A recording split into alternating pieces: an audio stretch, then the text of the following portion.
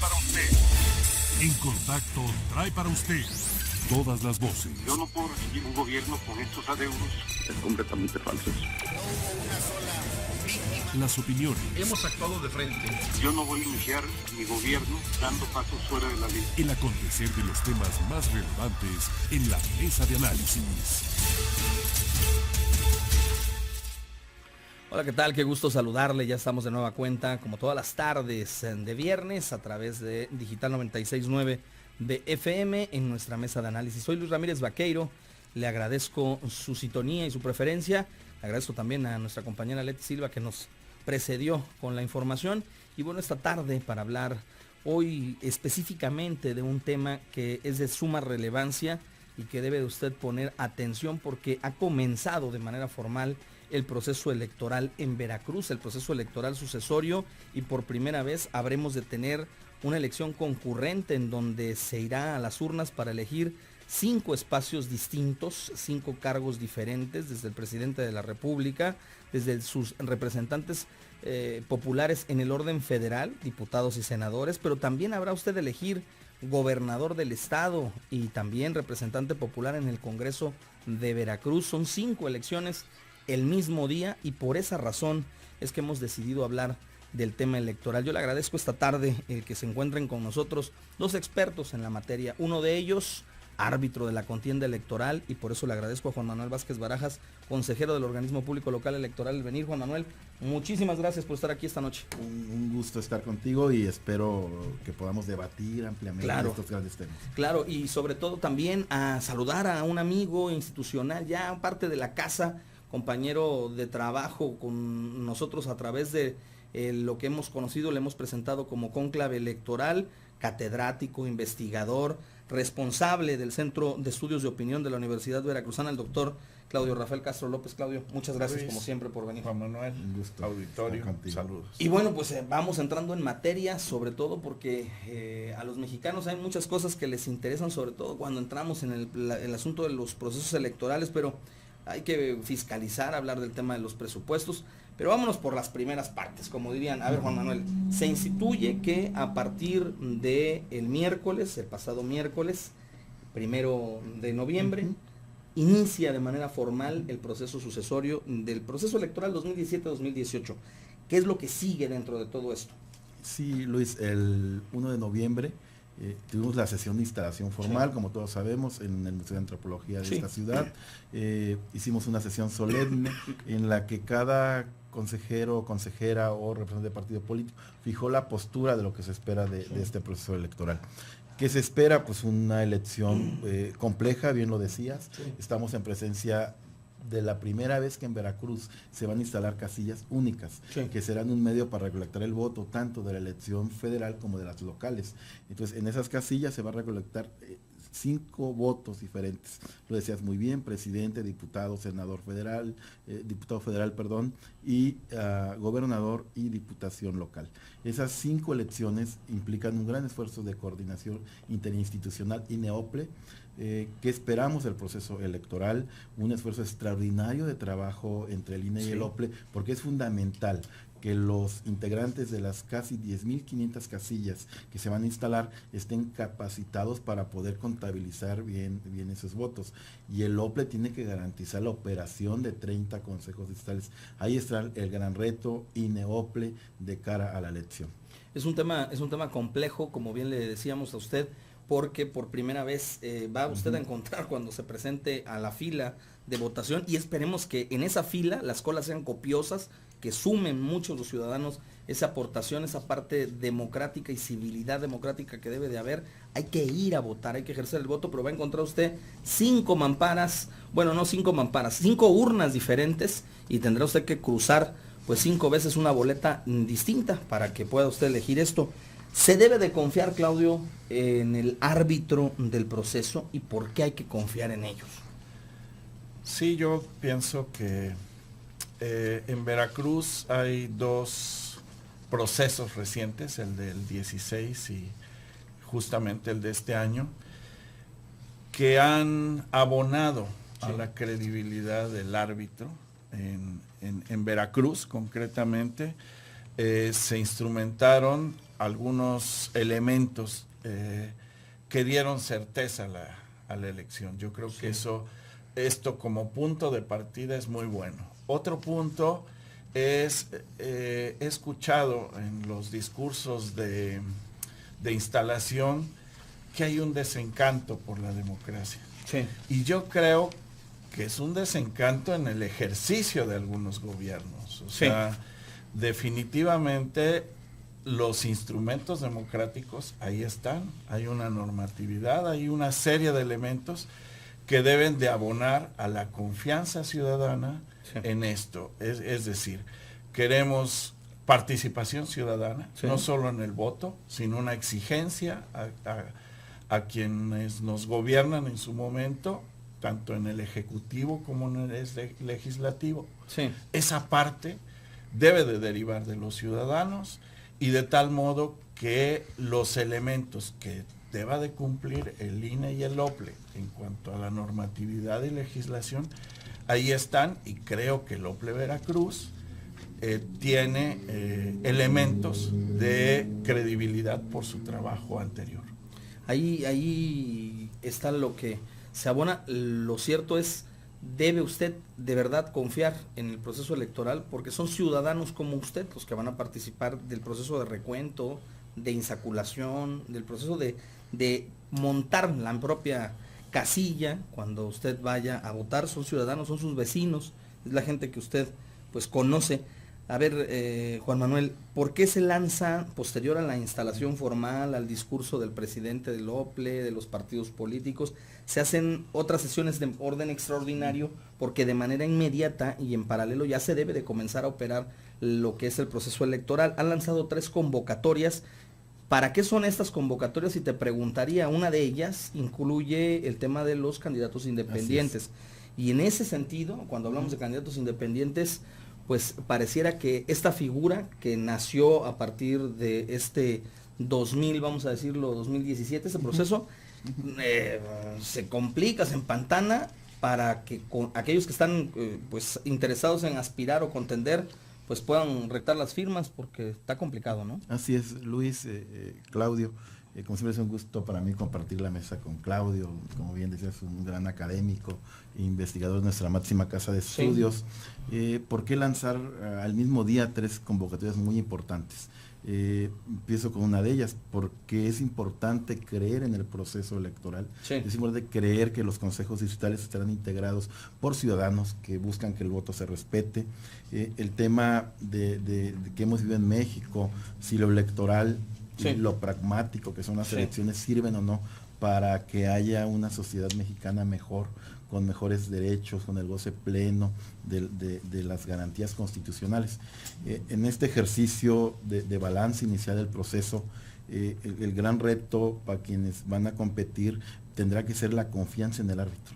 Y entonces lanzamos una convocatoria para integrar los consejos distritales para lograr ello. Nosotros hemos convocado a todas las y los ciudadanos en Veracruz que se incorporen al concurso de selección para integrar alguno de los 30 consejos distritales.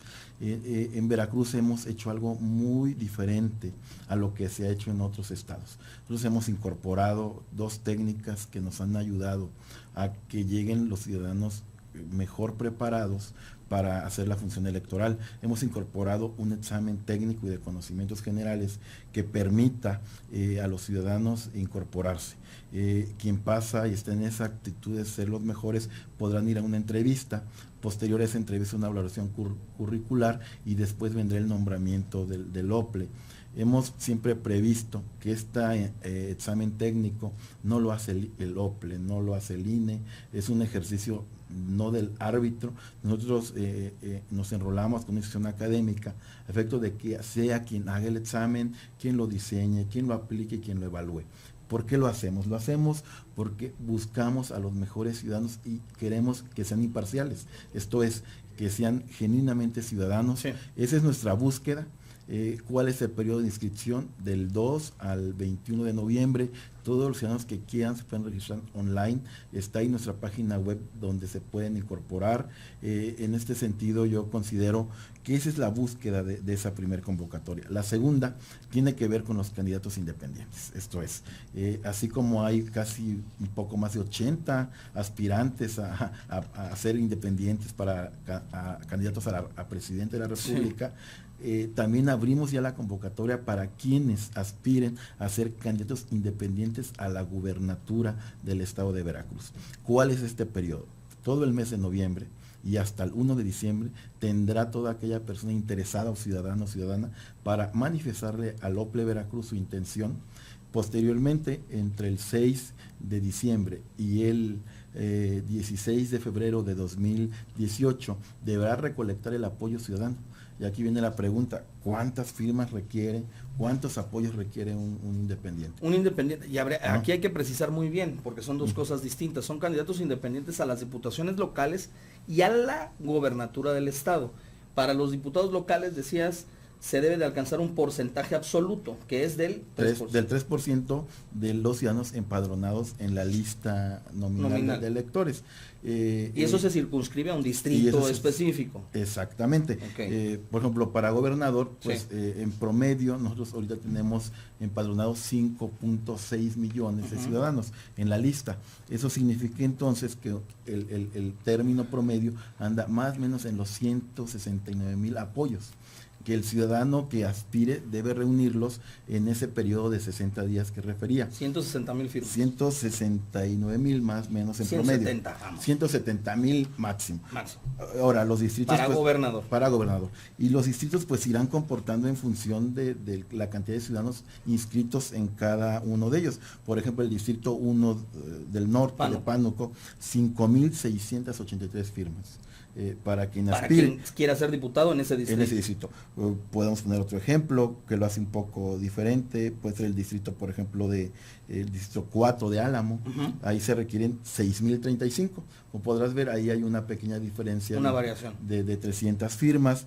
Y así en función del universo podríamos tener distritos bastante... digamos dispares, pero no tanto, porque hay una homogenización, homologación de la cantidad de ciudadanos. Ejemplo, te puedo decir el distrito 16 del Puerto, son 6,155, o Veracruz 2, que es el distrito 15, 6,774. Ahí ya, por ejemplo, vemos una variación de 1,000. De 1,000 entre el Pánuco primero y el Puerto. Y el 15 del Puerto. Estás hablando de 1,000 apoyo más, que ya lo hace... Eso no pone en cierta desventaja, y te lo preguntaría, Claudio, ¿no pone en cierta desventaja a quien aspira a ser diputado? Pregunto esto porque se supone que es el 3% de la votación, pero los padrones son diferentes y se comportan distinto en cada uno de los distritos. Eso, llegado el momento, ¿no podría ser un factor para acudir ante la Suprema Corte, ante el Tribunal Electoral y decir, a ver, aquí no hubo la misma paridad equitativa, yo tuve que juntar más votos que este, y aún así no puedo ser candidato? Va en términos relativos, ¿no? Sí. O sea, sí, al señalarlo en esos términos, pues obviamente la cantidad de ciudadanos inscritos en el padrón de Pánuco, pues es distinta del de Veracruz 2, y por lo tanto es esa disparidad. Ahora, ¿qué tan alto es? Pues se puede ver, si hay una cuota mínima, pues se puede ver el porcentaje más bajo que obtuvo un partido en el anterior proceso. Y si eso lo vemos, pues habrá partidos que no lo alcanzaron, ¿no? Y que por eso algunos perdieron el registro, una cosa de ese estilo. Bueno, pues esa tasa se podría estudiar en función de eso. Lo cierto es que las reglas ahora están en ese porcentaje, que puede ser una exigencia grande, pues para el aspirante a diputado, porque recordemos que un ciudadano solo va a poder otorgar una vez su apoyo. Eso es importante para tener un ciudadano educado en este sentido, y que no vaya a dar 2 o 3 apoyos a distintas personas. Ahí están los temas. Vamos a hacer una breve pausa, si me lo permiten. Vamos a cumplirle a los patrocinadores y regresamos para seguir hablando del proceso electoral. Hay más temas, sobre todo por el tema pues de la fiscalización, de cómo se deberá comprobar, hay garantías o no de igualdad entre unos y otros, entre proyectos políticos. ¿Se debe de dar recurso público para hacer el proceso electoral o debe de intervenir ya un nuevo paradigma y decir, bueno, pues hay que buscar dinero privado y ya no público, destinarlo, pero todo eso al regresar al corte? Ya regresamos a la mesa de análisis.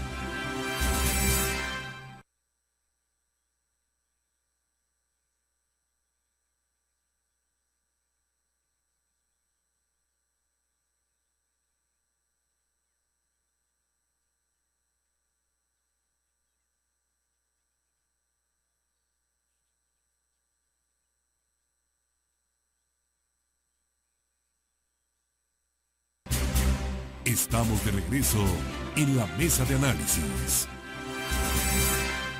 Ya regresamos a nuestra mesa de análisis a través de Digital 96.9. Se pone bueno el tema, vamos calentando motores de cara a la jornada comercial y al desarrollo del proceso electoral. Ya hablábamos de los porcentajes de este 3%. En algunos casos, decías muy bien, Claudio, pues es la proporción de los que están dentro del padrón. Habrá que preguntarnos por qué se construyeron así las distritaciones, en función de qué y por qué no se trataron de hacer distritos con el mismo número de votantes o de personas al interior, que esto es variable por en función de la gente se mueve, hay movilidad, hay gente que va registrándose porque alcanzó la mayoría de edad, ¿no? Hay también de funciones, entonces hay ese movimiento. A ver, la conformación de estos consejos, que es distritales, que son 30 en el caso de lo local, ¿está apegada a la norma? ¿Se debe de cuidar mucho eso, Claudio? Te lo pregunto porque en el pasado proceso electoral se incurrieron en la construcción de algunos consejos distritales en donde, pues no sé si por fortuna o desfortuna de quien conforma el Consejo General del OPLE, pues aparecieron parientes o familiares en un distrito que, bueno, pues quisieron concursar y esto pues sirvió para que el propio consejero que se encontraba pues fuera removido por parte del INE. ¿Qué hacer con ello y cómo manejarlo? ¿Qué hacer? Pues bueno, el ciudadano nuevamente tiene que ser, justamente le pone la lupa, el zoom, a las autoridades electorales. Sí. Eso es muy bueno. Se debe ser vigilante de aplicar la norma estrictamente, como recién mencionaba Juan Manuel, se deposita en una institución educativa, sí, la aplicación del examen para obtener aquellos mejores ciudadanos. Claro. En la medida que eso se evite que algún familiar de un consejero participe y este tipo de cosas, que abona en algún sentido a decir, pues ahí no está bien, ahí hay mano negra, qué sé yo, todos estos aspectos, pues los mismos consejeros pues deben ser cuidadosos de cumplir estos aspectos. Creo que ese es un primer aspecto muy valioso. Eso abre también la polémica porque, a ver, se les estaría coartando la posibilidad a que familias enteras, en donde se acostumbra, como ejemplo, que todos sean médicos, el día de mañana, por estar en una institución, no pueda trabajar otro familiar como médico en otra institución igual o pertenecer. Digo, en el caso de los procesos electorales, si la familia entera son expertos en materia de derecho electoral, ¿que no tienen posibilidad de trabajar dentro de esa área o cómo? O sea, esa sería una buena duda, una buena pregunta, ¿no? Mira, creo que cuando ves a los ciudadanos y quiere uno saber cuál es su postura hoy del desencanto de la democracia, cuando dices, híjole, ¿qué hemos hecho mal para que hoy las elecciones tengan un cuestionamiento serio, ¿no? Y no porque, y yo menos como árbitro lo diría, porque yo sí creo que el ejercicio del voto público se respeta. Sí. El tema es más de fondo. Y hoy dicen los ciudadanos, sí se vale ese respeto a que si eres médico o ingeniero y ves una familia de ese tipo, tienes derecho al desarrollo, pero los mexicanos han puesto en temas fuertes como mayor transparencia y mayor rendición de cuentas como un elemento fundamental. Por ejemplo, ley 3 de 3, no conflicto de intereses. Diría yo, no porque seas médico no es por la condición de ser médico, es una familia de médicos, sino porque al ser tu familiar violentas un principio básico de un probable conflicto de intereses que te puede llevar a tomar decisiones no tan éticas o no tan válidas en un ejercicio más transparente y de más rendición de cuentas. Los ciudadanos, yo hacía una encuesta y lo dije en la sesión de instalación, ¿cuáles son sus preocupaciones frente al árbitro? ¿Qué árbitro quieren los ciudadanos? Primero, que haya total transparencia y rendición de cuentas de lo que es el árbitro, por ejemplo, por integrar estos consejos. Sí. Que además se actúe imparcialmente. Sí. Que no te cargues a ninguno de los jugadores, ¿no? Pero que además cuides el gasto público. O sea, también la gente no quiere que estemos derrochando dinero de más en organizar las elecciones, quiere que además hagamos algo importante, y a mí me parece interesante, y Claudio lo ha trabajado mucho, la promoción del voto. Decían, es que el árbitro debiese estar logrando que la gente vaya a votar, y que vaya votando en forma razonada y en forma informada. Ahí Claudio tiene un campo de trabajo a nivel académico mucho más fuerte que el del propio árbitro. Él nos podría contar más en ese tema, creo que, y además es muy interesante todo el planteamiento ciudadano de cómo se quiere votar, ¿no? Bueno, ahí está ese asunto, porque nos lo vamos a topar de frente en el próximo proceso electoral. Esto del conflicto de interés lo vamos a encontrar hasta en los propios partidos políticos, es decir, habrá algunas familias, y en el caso concreto del gobernador del estado, en donde su hijo, hoy alcalde de Boca del Río, se habla de que puede ser el próximo candidato al gobierno por una coalición de partidos, y entonces habría también esto que algunos señalan como conflicto de interés, otros lo ven como un proceso, pues, de formación política, es decir, el papá era político, los hijos entraron en la política y son los ciudadanos los que los han electo. Entonces ahí también habría que analizar. A ver, en relación al tema de los dineros, ¿cuánto va a costar este proceso electoral? Que eso le interesa muchísimo a la gente. ¿Cuánto nos cuesta? Sobre todo, y cómo anda el asunto de la entrega del mismo, es decir, a través de las prerrogativas y todo esto se cumple en tiempo y forma. Nos vamos a presentar como en el 2016 con problemas que pues ponían hasta en jaque y pusieron casi contra la pared al propio árbitro electoral. Las condiciones económicas del OPLE son muy diferentes, muy diferentes. Como bien dices, 2016 fue un año realmente crítico para el OPLE. Organizar una elección sin dinero y sin condiciones materiales para su ejercicio. Yo recuerdo en aquellos meses una frase de pedir fiado, ¿no? Ya parecía una palabra de diatribia en los medios, pero era la realidad, entre la fantasía y la realidad. Este año el gobernador, el titular de Secretaría de Defensa y Expansión que ha estado en su turno, ambos titulares que han estado este año, han cumplido la entrega del financiamiento al OPLE. En consecuencia, nosotros hemos podido entregar su prerrogativa a todos los partidos en forma puntual.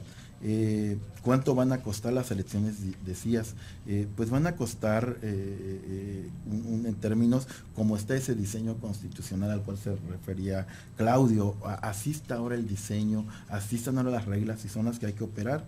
Finalmente hay que dar un financiamiento público a nivel estatal y federal. A nivel federal, los mentados 7,000 millones. A nivel local, Veracruz hemos de dar más o menos 488 millones al financiamiento público a los partidos políticos para 2018. Ello abarca tanto el gasto de campaña como su financiamiento ordinario. ¿Cuánto va a costar en promedio el proceso electoral en Veracruz? Tenemos previsto una inversión más o menos de 560 millones en promedio. Que sumado vienen siendo 1.200 millones. Que sumados ya con el gasto operativo del propio OPLE y su funcionamiento a nivel central, llega más o menos a 1.300 millones, que aclaro es lo que hemos pedido al Congreso del Estado. El Congreso no lo ha sancionado, significa que estaremos a la espera que en el mes de diciembre venga esa aprobación, pero ahí la crítica ciudadana es muy fuerte, porque a nivel federal son 26,000 millones de pesos, y que si anotamos los 7,000 millones de financiamiento público, más otros 7,000 millones a nivel local de todos los estados, pues estamos hablando de cifras bastante millonarias. Si le metemos el financiamiento del Tribunal Electoral Federal, de la propia Fiscalía Especializada, decía... Hoy sin fiscal. Hoy sin fiscal, decía un académico investigador también muy famoso y polémico, Ugalde, decía que la elección en México federal y local del año que entra pudiese llegar a costar hasta 52 mil millones, que es un gran tema de debate, ¿no? Sí, el asunto aquí es preguntarnos, irnos planteando, porque evidentemente los encargados, Claudio, de ser los árbitros, pues evidentemente no van a señalar públicamente si están a favor o en contra del financiamiento público. Lo que aquí habría que cuestionarnos nosotros como ciudadanos de cara a los mismos partidos y de cara a las sociedades, si se le debe de seguir inyectando dinero público a estos temas o buscar fuentes de financiamiento alterno, privado, para los partidos políticos. Es decir, quien quiera ser candidato, que costee su propia campaña, que se le pongan reglas muy claras para la obtención de algún tipo de recurso, pero destinar el recurso del erario a obras, a acciones que hoy se necesitan tanto en un estado como de Veracruz, que quedó pues muy lastimado tras el paso de unos gobiernos para el olvido. Sí, ¿no? Ya lo vimos ahora recientemente con el suceso de los sismos. Claro. ¿No? En que se llega a tocar el tema de reorientar el recurso destinado a las elecciones para reconstruir buena parte de los estados que se han dañado con este hecho natural. Y se planteó, hubo voces muy a favor, hubo voces que decían, pues en este momento es difícil hacer algo porque ya hay una serie de acuerdos y un tema presupuestal asignado. Lo cierto es que hay que razonarlo, porque ya ha habido iniciativas desde el propio diputado independiente, ¿no? Que decía, hagamos una equiparación entre votos y destino de los recursos, que se me hace muy sesuda la propuesta, y que en función de eso entonces haya la asignación de algunos recursos que pueden ser parte de lo público y parte de lo privado. Creo que eso sería lo más deseable, porque sí tenemos una democracia cara, eso es cierto, se ha comparado con otros países, y recordemos que en esta semana ha venido un discurso de que la publicación del Latinobarómetro habla de que cada vez los latinoamericanos creemos menos en la democracia, y hay un punto que hay que reflexionar, dadas las condiciones hoy en día del regreso a economías locales. Y entonces, ojo con estos aspectos. Hay dos cosas nada más. Decías muy bien, hay quien puso el tema en la mesa de la revisión de los dineros públicos en el pasado evento sismológico que provocó lo que ya le hemos cronicado lamentablemente en septiembre. Mañosamente, diría yo, lo puso en la escena, porque quien lo pone es el PRI que es gobierno central, gobierno federal. Entonces dicen, sí, ya iba todo mi recurso de prerrogativa, sí, pero yo todavía tengo el dinero del Estado para poder hacer lo que quiera durante una campaña. Eso habría que observarlo muy, muy consensudamente. A ver, la redistritación electoral, Claudio, eso es para ti, es esta pregunta. ¿Es garantía de igualdad, de equidad, o se alinearon a favor de algún determinado proyecto político? Porque me hace mucho ruido el tema de que se pida en valor absoluto un porcentaje, pero cuando vas a ver los números, dices, bueno, pues en algún caso tendrán que ser 7,000 votos y en otros a lo mejor 4,000, ¿no? Bueno, sí, la inspira una recomposición de tipo poblacional, o sea, la población referente son los ciudadanos de 18 años y más. Esa es la población referente, y en base a esto se va reestructurando los distritos, ¿no? Se hace una recomposición de los distritos. Ahí está. Si hay un fondo que quizás sea político en la asignación de esto, pues hay que ponerle la lupa ciudadana a este aspecto. Yo pienso, querido Luis, que los partidos, si bien hay que ser exigente con el árbitro, hay que ser exigente con los partidos, que son también empleados de la ciudadanía. Muchos llegan a descalificar si no ganaron. Así es. Así, cuando hablábamos de la confianza que decías al inicio, pues sí, una confianza en el árbitro, y el árbitro ahora va construyendo un currículum en Veracruz. Claro. Pero lo cierto también que si no ganamos, impugnamos, por naturaleza impugnamos. Y ese es un aspecto lamentable que a veces abona en contra del árbitro, porque no estamos de acuerdo, porque no ganamos. Así es. Eso habría que tomar, lo vamos a retomar ahorita más adelante para platicar también de ese tema. Vamos a hacer una pausa y al volver, si les parece, hablábamos al principio de algo que hay que observar muy bien. Es una elección concurrente, hay elección federal y local. Esto, por principio de cuentas, llama mucho la atención, sobre todo porque en el comportamiento electoral del ciudadano hay elecciones que son más calientes que otras. Hay una cierta apatía o indiferencia en determinados procesos. ¿Qué se busca con empatar o concurrir una elección? Eso lo platicamos al volver del corte. Ya regresamos a la mesa de análisis.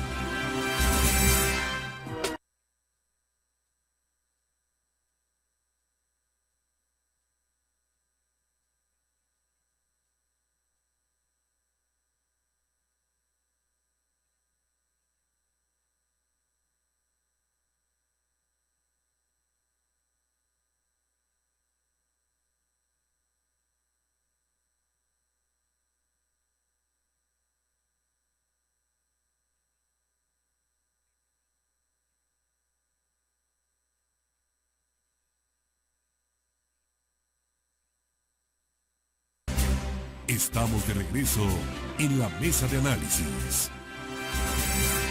Regresamos a través de Canal 33 en Digicable, también a través de 96.9 Digital FM y bueno, por supuesto en Contacto MX para el resto del mundo. Dejábamos sobre la mesa, Juan Manuel, Claudio, el tema de la concurrencia.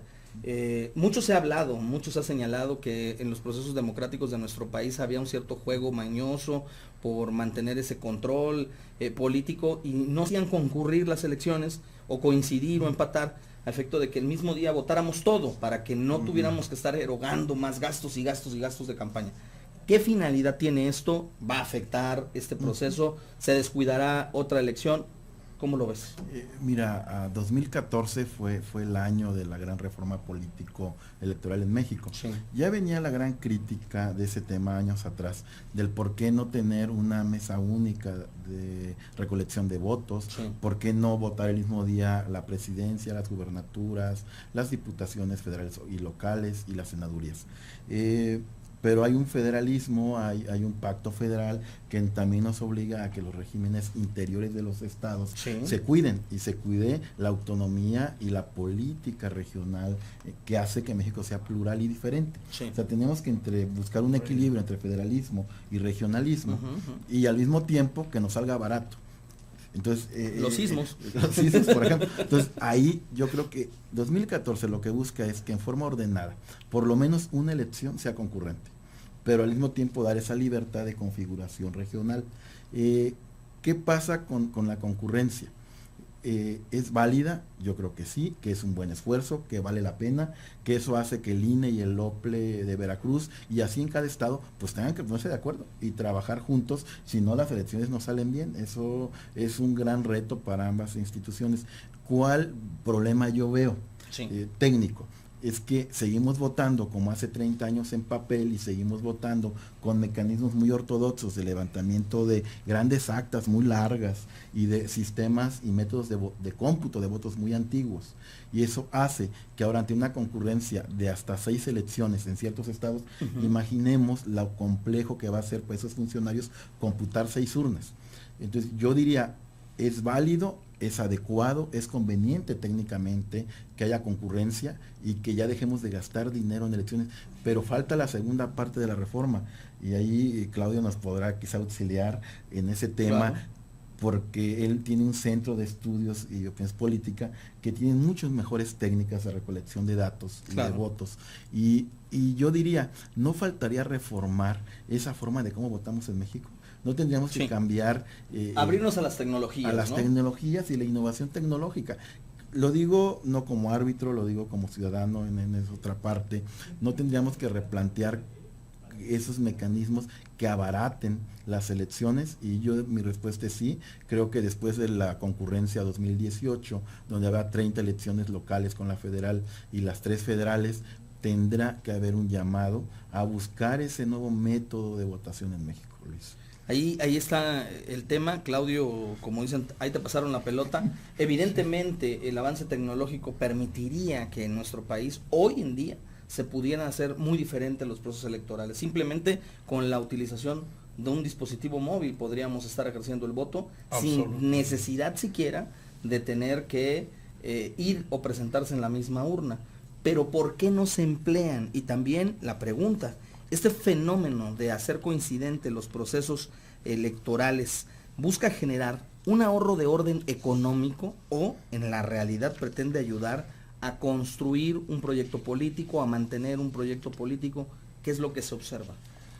En la primera parte yo creo que absolutamente tendríamos las condiciones tecnológicas. Ya lo vemos, México está a la par tecnológicamente con países donde esto se hace totalmente electrónicamente, ¿no? O sea, tendríamos todas las condiciones para la lectura de nuestra identificación personal y con ello ejercer el voto, no de 5, de 10 elecciones. Eso lo tendríamos y eso abarataría, ¿no? Parte de la desconfianza, o sea, nos hemos vuelto una sociedad de desconfianza de partida en N procesos, en N condiciones de nuestra vida diaria. Yo creo que eso es un punto vital, ¿no? Hemos desconfiado, que actualmente estamos en el núcleo familiar. Si quieres, ahí está la máxima confianza, pero a veces ya no entre los vecinos, y si lo llevamos más allá, ahí hay un punto de partida, ¿no? Claro, pero también habría que observar que esa desconfianza tiene fundamento cuando observas que en el pasado el árbitro de la contienda electoral dice el día de una elección, allá por 1988, el sistema se cayó. O sea, claro, dices tú, ¿cómo ha habido un confío abono para cuando ves esto, ¿no? Y estamos en la fase de Claro. reconstruir. Por eso yo creo que el árbitro en Veracruz ha actuado de una forma que permite transmitir confianza. No sé si en Coahuila la pueda ver, porque Claro. ya vimos qué pasó. También hicieron su conteo rápido, también tuvieron su... Bueno, hubo cuestiones que ya generaron la desconfianza. Yo pienso que en esa reconstrucción de confianza la debe de haber para los árbitros electorales, y en este caso yo hablo por el de Veracruz, que es lo que he visto. A ver, Juan. Yo como árbitro, y ahí sí quiero hablar como consejero, creo que el tema central para mí como árbitro es cómo construir el resultado electoral. Entonces, en la experiencia en Veracruz, decíamos, llegamos en 2015, en un desgaste institucional del entonces Instituto Electoral Veracruzano, un desgaste fuerte. ¿Cómo empezar a construir confianza para que los ciudadanos creyeran que el resultado electoral iba a ser el real, el que ellos habían ido a votar ese día? Entonces es difícil, es complejo, porque hay mecanismos tecnológicos, sí, pero que hoy ya no responden. Por ejemplo, el propio PREP como tal, quedó desfasado, ¿no? Que queda desfasado históricamente hace 30 años, después de la famosa caída del sistema que referías del 88, en el 90, 91, surge el PREP como para dar confianza a que los sistemas no se caigan, como se caigan o se callen, decían algunos. Entonces, nace todo eso, sí, y entonces hacemos un PREP que sigue igual, y luego las elecciones se computan hasta el miércoles siguiente, sí, las de gobernador y presidente hasta el domingo siguiente, sí, y los ciudadanos quisieran más rendición de cuentas, inmediatez, saber en la noche quién gana. A ver, ¿no? Y eso no lo hemos en este logrado. próximo proceso electoral, en donde va a haber concurrencia, ¿con qué instrumentos, por lo menos en lo local, vamos a tener la certeza de que el ejercicio democrático sí fue bien cuantificado, sí fue bien computado? Porque en el pasado proceso lo observamos, y ahí mismo participó Claudio en este conteo rápido, que fue para mí, yo creo, un tema vital para darle certeza al procedimiento, para darle consistencia a un proceso en donde hablamos de este desfase tanto tecnológico como pues político, porque aquí habría que deshacernos de tanto papel y boletas y cuestiones de esta orden, ¿no? Mira, el ideal siempre sería que el cómputo definitivo fuera en la noche del mismo domingo. Okay. Y que cuando amaneciéramos el lunes ya supiéramos quién ganó en forma definitiva y no esperar esos días largos. Bien. Para evitar eso, porque es desgastante y está así regulado, se inventó el conteo rápido, en el cual Claudia participó con nosotros en 2016. El conteo rápido nos iba a garantizar esa inmediatez. Esto es, que en la misma noche tuviéramos una tendencia clara con un método científico y estadístico que nos dijera el probable o el estimado ganador es el candidato A frente al B y al C. Y los porcentajes probables son estos, ¿no? Ese es el mecanismo que hoy existe para lograr esa inmediatez. ¿Es válida la inmediatez? Yo creo que es una demanda ciudadana, no solamente es válida. Tenemos el claro ejemplo de Coahuila, del Estado de México, de la gran crisis que da hoy, cómo se construye el resultado. Mi opinión es que también en 2019 los partidos deberán de ponerse de acuerdo de cómo actualizar ese método de cómputo de resultados. Tendría que ser más inmediato, yo creo que en la misma noche, en forma definitiva, y el conteo rápido, no sé, dicen los encuestadores que no lo debe hacer la autoridad electoral. No lo debe de hacer la autoridad electoral, lo debe de hacer algún ente diferente. La vez anterior lo convocó, lo mandó a hacer el órgano electoral, pero no lo hizo propiamente el órgano, lo hicieron instituciones académicas. A ver, aquí en ese sentido, ¿por qué sí es importante emplear este tipo de instrumentos de medición para poder dar certeza? Porque mucha gente dice, bueno, un resultado, el conteo rápido, y empiezan a poner en tela de juicio. ¿Cuáles son los criterios para poder elaborar una encuesta que dé de inmediato una proporción de casi como reflejo fotográfico de lo que va a ser el resultado final? ¿Cómo saber que esa medición no está amañada o no está truqueada? ¿Cuáles son los elementos que la componen? Bueno, siempre se nutre, ¿de dónde se nutre el conteo rápido? Pues se nutre de los resultados de las casillas. Sí. Y estas se intenta que sean comunicadas lo más oportunamente. Bueno, ahora tendremos 5 comunicaciones, ya de ahí pues igual hay una complejidad en los cálculos y ya se decidirá qué datos y en qué orden se puedan comunicar, pero ese es el punto esencial. Y el otro punto es qué tan buena es tu muestra que dé diferenciados efectivamente los porcentajes con un error, ¿no? Aquí en Veracruz el error fue del 0.07%, y entonces hacía que las evidencias porcentuales fueran contundentes, de tal modo que es un instrumento que garantiza este aspecto, y bien llevado, como fue en el caso de Veracruz, dio contundente y mandó un mensaje de tranquilidad. Cuando esto no lo organiza el árbitro, yo sí creo que nuevamente parte en el sentido de la suspicacia de que por qué lo va a organizar fulano de tal vez. Claro. Yo sí pienso que fue muy bueno, y que si a eso le agregamos aspectos tecnológicos, esto va a ser mucho más rápido. Sí, ahí también como ciudadano abonaría yo a que el árbitro de la contienda lo siga mandando a hacer y se siga presentando como una alternativa a estos dos elementos que se tienen, ¿no? El PREP, que va a ir dando un resultado estadístico, que te va a ir un poco más lento, pero que a final de cuentas, al cotejarlo, te darás cuenta que el resultado, evidentemente, pues es el que se ve. Y entender las diferencias, claro, ¿no? El PREP es la caída de casillas. Así que a veces, si se contaron más rápido, son las más cercanas. Así se empieza a llenar el bote. Y el conteo, que es otra cosa, es una muestra estatal, ¿no? En este caso fue de cerca de 1000 casillas, y con eso ya se pudo emitir de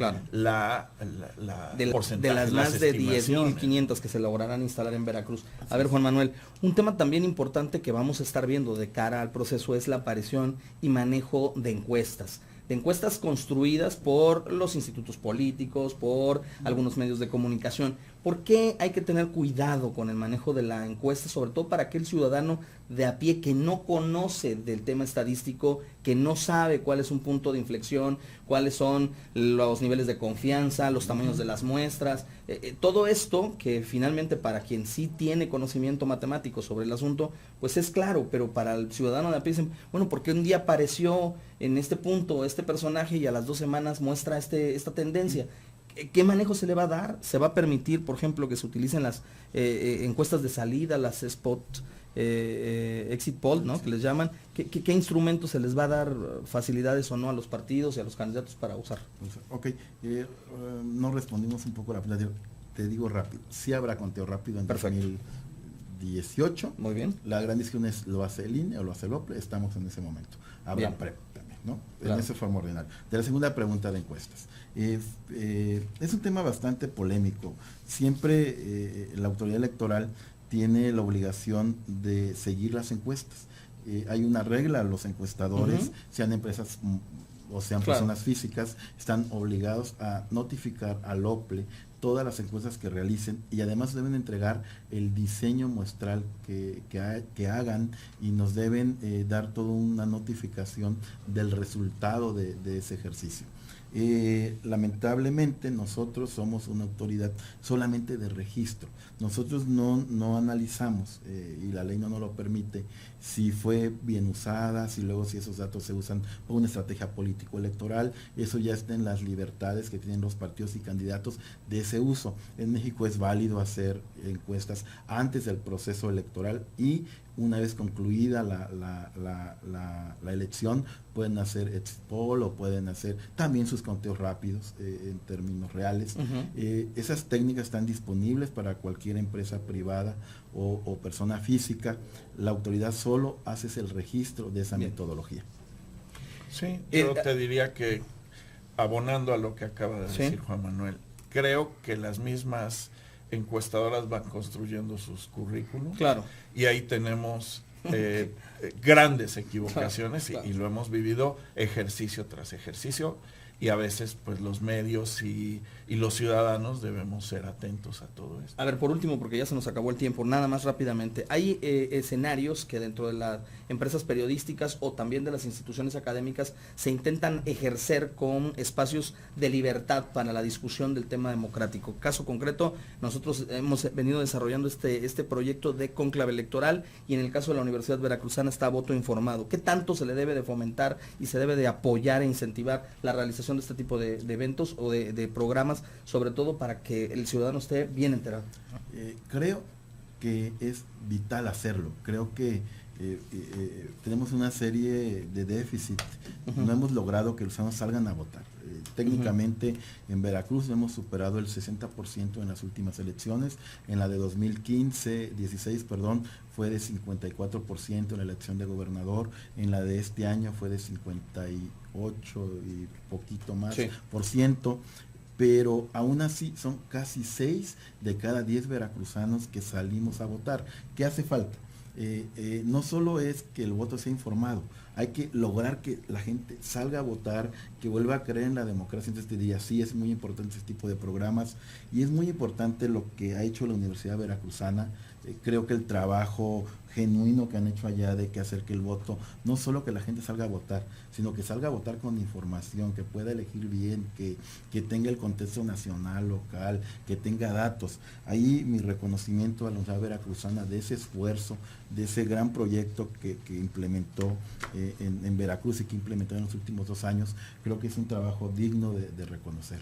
Bueno, pues nosotros estamos concluyendo nuestra mesa de análisis. Quedaría ahí el tema de invitar al propio árbitro para que el proceso de los debates se hagan de otro modo, ¿no? Para que también los ciudadanos observen un debatir entre los candidatos distinto al modelo rígido que se ha seguido implementando y se sigue implementando en nuestro país, porque los tiempos a veces no dan para más, pero bueno, ahí está ese tema. Y yo les agradezco infinitamente a Juan Manuel Vázquez Barajas, consejero del Organismo Público Local Electoral, el venir al estudio, al doctor Claudio Rafael Castro, como siempre, catedrático, investigador y titular del Centro de Estudios de Opinión, por hacer posible esta mesa de análisis. Nosotros nos despedimos invitándolo para que mañana, en punto de la 1 de la tarde, acompañe a Fernando Hernández y todo su equipo de En Contacto Deportivo. por supuesto a través de nuestra frecuencia hermana 97.7 de FM, el próximo lunes en punto de las 6:50 de la mañana. Ahí le acompañaré para llevarle la información. Y por supuesto, excelente fin de semana. Soy Luis Ramírez Vaquero.